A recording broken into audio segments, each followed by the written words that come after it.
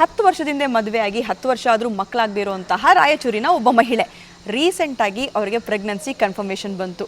S, Jeeni ಸ್ಲಿಮ್ನ use ಮಾಡಿಕೊಂಡು 6 kg weight loss ಮಾಡೋದಲ್ಲದೆ PCODನ normal ಮಾಡಿಕೊಂಡು pregnancy confirmation ಆಗಿದೆ. ಜೀನಿ ಸ್ಲಿಮ್ ಯೂಸ್ ಮಾಡಿದ್ರೆ ಪ್ರೆಗ್ನೆನ್ಸಿ ಹೆಂಗೆ ಕನ್ಫರ್ಮೇಷನ್ ಆಗುತ್ತೆ ಅಂತೀರಾ? ಹಾಗಲ್ಲ. PCOD ಅಂತ ಬಂದಾಗ ಪ್ರೆಗ್ನೆನ್ಸಿನಲ್ಲಿ ಹೆಣ್ಮಕ್ಳಿಗೆ ಗೊತ್ತಿರೋ ವಿಚಾರ ತುಂಬ ಪ್ರಾಬ್ಲಮ್ಸ್ ಆಗುತ್ತೆ.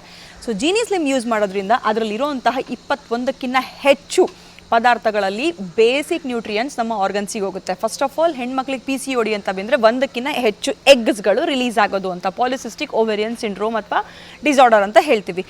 ಆಂಡ್ರೋಜನ್ ಲೆವೆಲ್ ಬಾಡಿನ ಅಂದರೆ ಗಂಡು ಮಕ್ಕಳಲ್ಲಿ ರಿಲೀಸ್ ಆಗುವಂತಹ ಹಾರ್ಮೋನ್ಸ್ ಹೆಣ್ಮಕ್ಳಲ್ಲಿ ರಿಲೀಸ್ ಆಗೋಕ್ಕೆ ಶುರು ಆಗುತ್ತೆ. ಸೊ ಬೇಸಿಕಲಿ ಅಲ್ಲಿ ಆಂಡ್ರೋಜನ್ ಜಾಸ್ತಿ ರಿಲೀಸ್ ಆಗೋಕ್ಕೆ ಶುರು ಆದಾಗ ಎಗ್ಸ್ ಜಾಸ್ತಿ, ಚಿಕ್ಕ ಚಿಕ್ಕ ಮೊಟ್ಟೆಗಳು ಅಂತ ಹೇಳ್ತೀವಿ, ಅದು ರಿಲೀಸ್ ಆಗೋಕ್ಕೆ ಶುರು ಆಗುತ್ತೆ. ಇನ್ಸುಲಿನ್ ಲೆವೆಲ್ ಬಾಡಿನಲ್ಲಿ ಜಾಸ್ತಿ ಆಗ ಈ ಆಂಡ್ರೋಜನ್ ಆ್ಯಕ್ಚುಲಾಗಿ ಜಾಸ್ತಿ ರಿಲೀಸ್ ಆಗೋದು. ಸೊ ಓವೆರೀಸ್ ಪ್ರಾಪರಾಗಿ ಫಂಕ್ಷನಿಂಗ್ ಮಾಡಲ್ಲ. ಜೀನಿ ಸ್ಲಿಮ್ನಲ್ಲಿರೋಂತಹ ಬೇಸಿಕ್ ನ್ಯೂಟ್ರಿಯೆಂಟ್ಸು ನನ್ನ ಓವೆರೀಸಿಗೆ ಅಂದರೆ ಹೆಣ್ಮಕ್ಳಿಗೆ ಬೇಕಾಗಿರುವಂತಹ ಓವೆರೀಸಿಗೆ ಬೇಕಿರುವಂತಹ ನ್ಯೂಟ್ರಿಯೆಂಟ್ಸ್ನ ಪ್ರೊವೈಡ್ ಮಾಡಿದಾಗ PCOD ನಾರ್ಮಲ್ ಆಗುತ್ತೆ, ಎಗ್ಸ್ ನಾರ್ಮಲ್ ಆಗಿ ರಿಲೀಸ್ ಆಗೋಕ್ಕೆ ಶುರು ಆಗುತ್ತೆ, ಪೀರಿಯಡ್ಸ್ ಕರೆಕ್ಟಾಗಿ ಆಗುತ್ತೆ. ಆವಾಗಲೇ ಪ್ರೆಗ್ನೆನ್ಸಿ ಯಾರಾದರೂ ಪ್ರಾಬ್ಲಮ್ ಅಂದರೆ ಟ್ರೈ ಮಾಡಿ ಪ್ರಾಬ್ಲಮ್ ಆಗ್ತಿದ್ರೆ ಅವರಿಗೆ ಪ್ರೆಗ್ನೆನ್ಸಿನಲ್ಲಿ ಹೆಲ್ಪ್ ಆಗೋದು. ಸೊ ಜೀನಿ ಸ್ಲಿಮ್ನ ಯೂಸ್ ಮಾಡಿಕೊಂಡು PCODನೂ ಕೂಡ ಸಾಲ್ವ್ ಮಾಡಿಕೊಂಡು ಪ್ರೆಗ್ನೆಂಟ್ ಆದಂತಹ ರಾಯಚೂರಿನ ನಿಮಗೆ ಅವ್ರ ಹೆಸರನ್ನ ಹೇಳೋಕೆ ಅವ್ರಿಗೆ ಇಷ್ಟ ಇಲ್ಲ.